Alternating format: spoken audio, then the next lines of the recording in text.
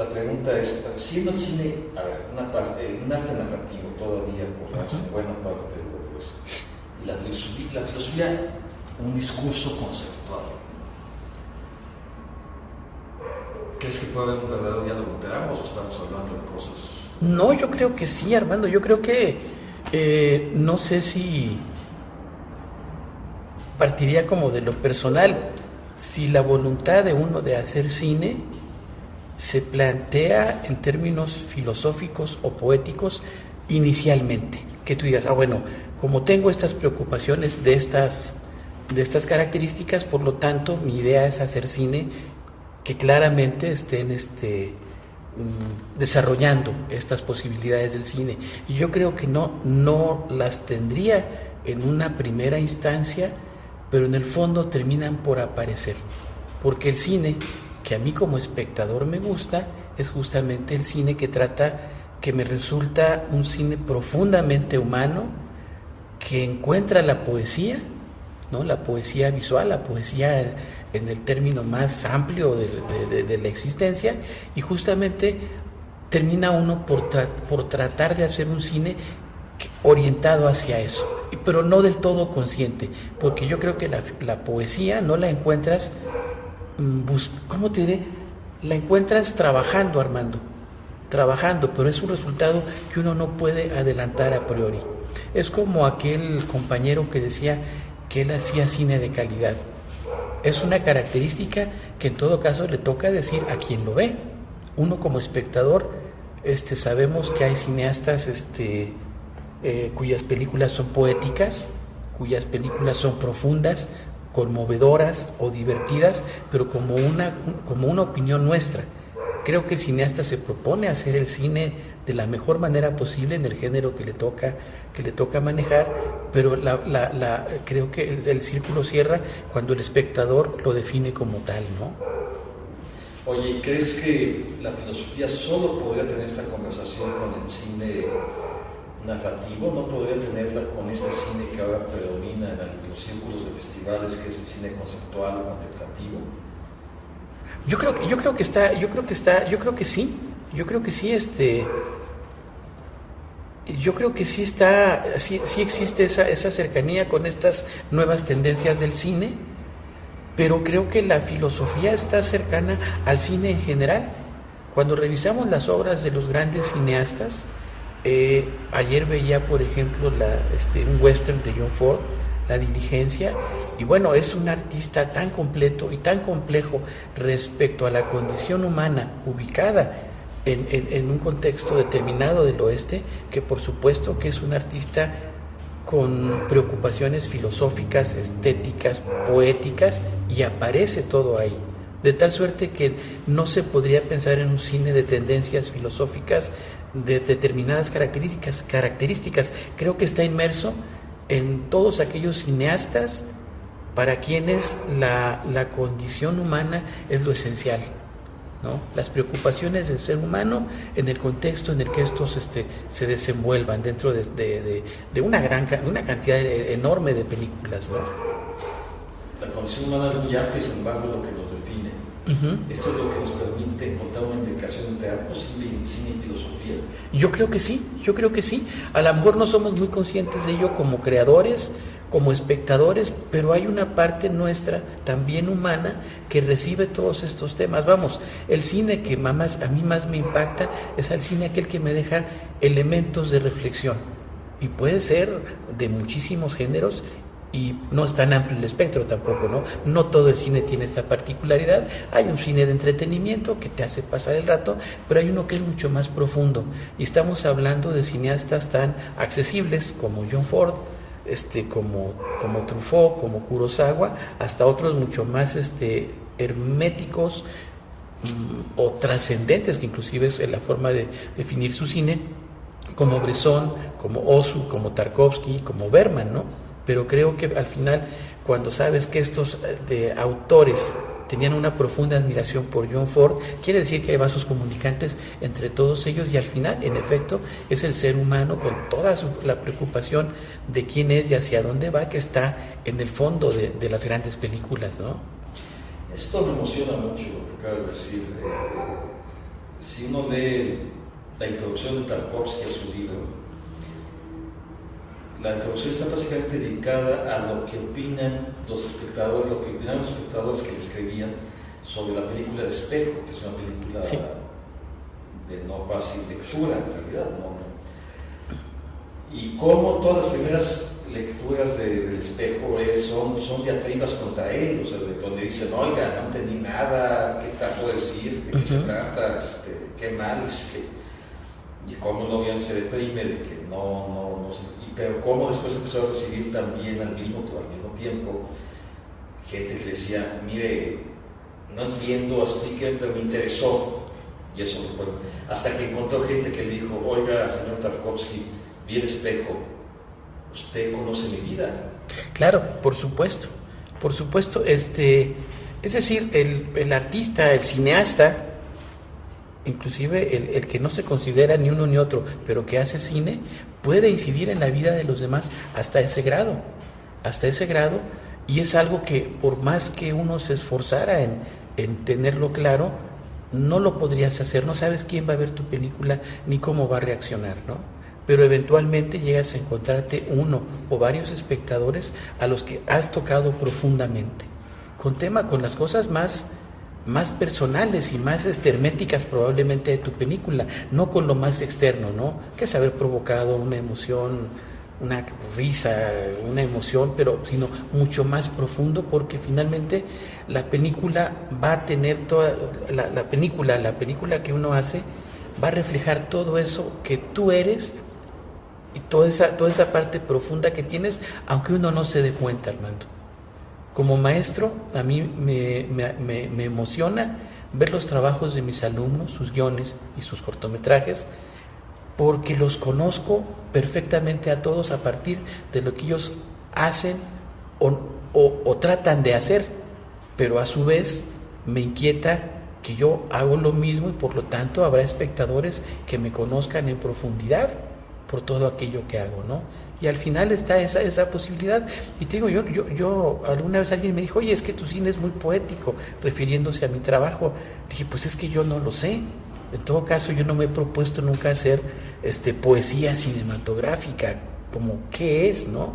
O tocar temas profundos, filosóficos, existenciales, así de antemano, no. Simple y sencillamente trato de reflejar las cosas como creo que, desde mi punto de vista, con la capacidad que tengo para hacerlo.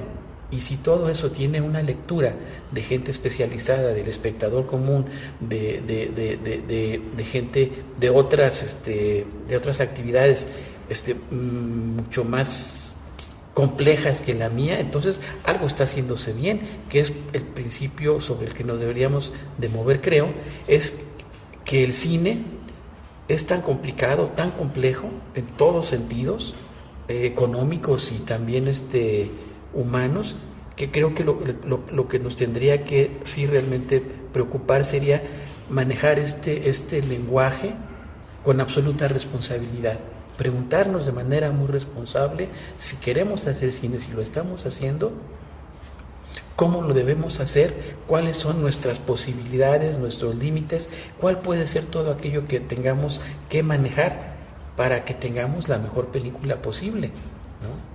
Pero sí, creo que tiene mucho que ver con la responsabilidad, la reflexión que implica escoger un oficio, ¿no?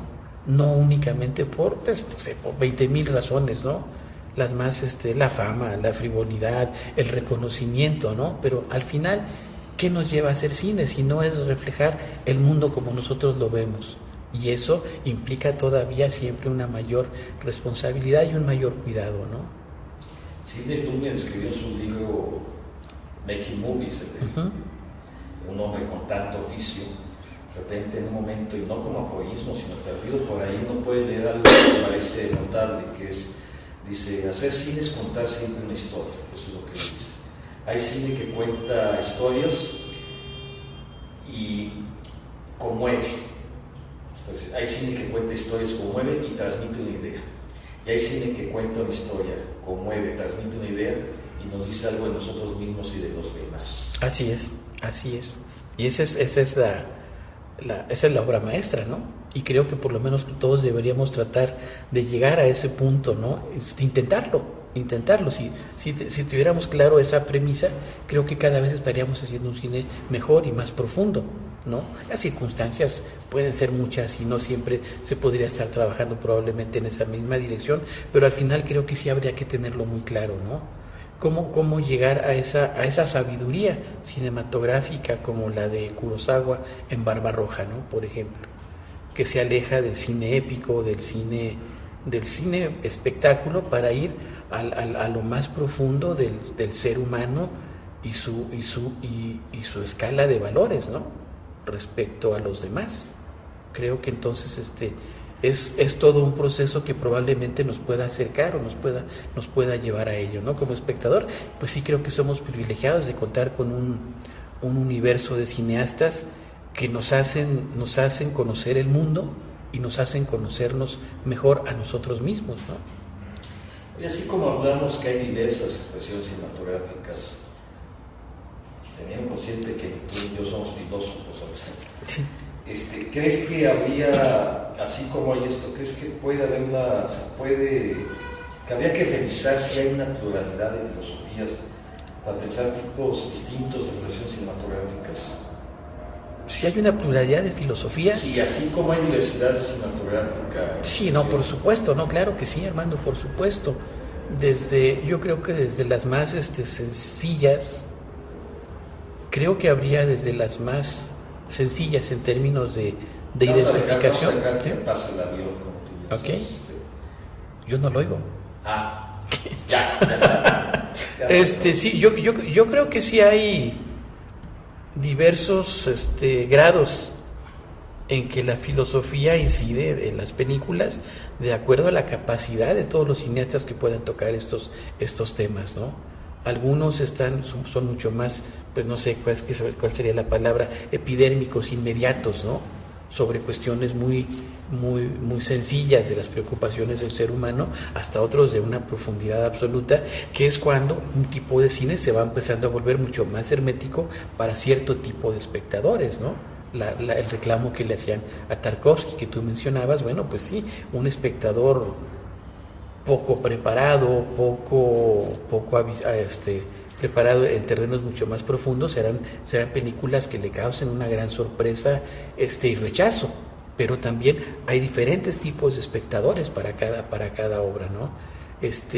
Los directores tienen una preparación determinada y también de acuerdo a su grado de preparación, de conocimiento, harán un cine mucho más profundo en todos sentidos, a otros que tenemos una preparación diferente, mucho más precaria respecto a estos grandes maestros, o es decir, hacemos el cine que está a nuestro alcance en todos sentidos, ¿no?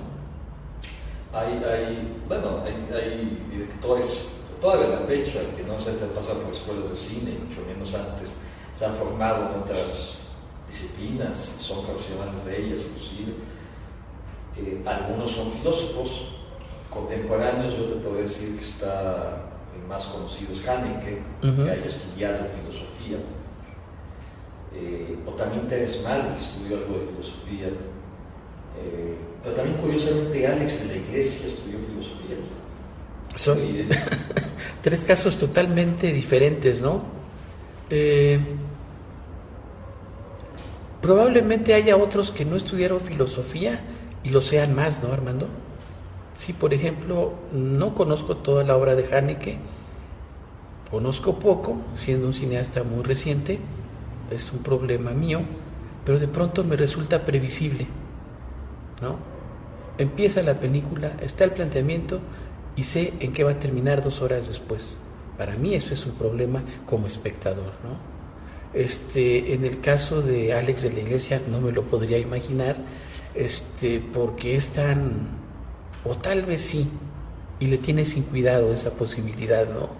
O sea, a lo mejor tiene todo ese conocimiento que le permite construir mucho mejor sus farsas tan extrañas, grotescas, extralimitadas, pero creo que es alguien que yo vería como muy lejano a esa posibilidad de lectura, ¿no?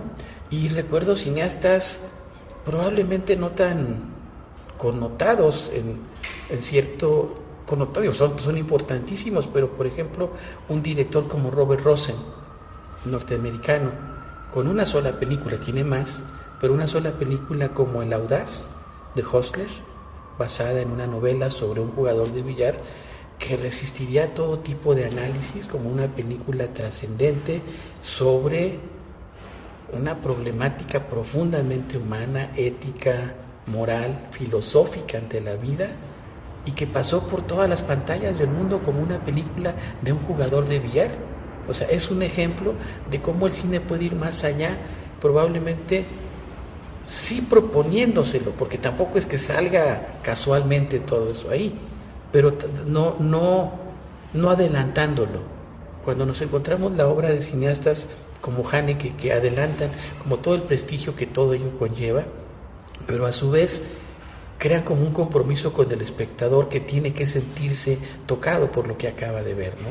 Cuando ves el conflicto histórico, moral, político de alguien como John Ford en una película como El hombre que mató a Liberty Balance, estás hablando, yo creo que de la grandeza, ¿no? Que yo no encuentro en las películas de Haneke, y sí lo encuentro en las películas de John Ford y de Kurosawa y de Vittorio De Sica, ¿no? Que tocando temas tan pequeñitos como el de un hombre que busca su bicicleta puede llegar a la mayor profundidad humana, ¿no? Son grandes ejemplos, por supuesto, Juan. Quisiera ahondar en esto que acabas de mencionar, John Ford, más que en el género del western. Yo tengo una impresión, y tú conoces muy bien este género, Juan, lo has filmado inclusive, que el western, sin un tan localizado en una geografía mundial, puede trasladarse a cualquier geografía, y ha sucedido, especialmente así en western clásicos en México, en Italia, en otros espacios.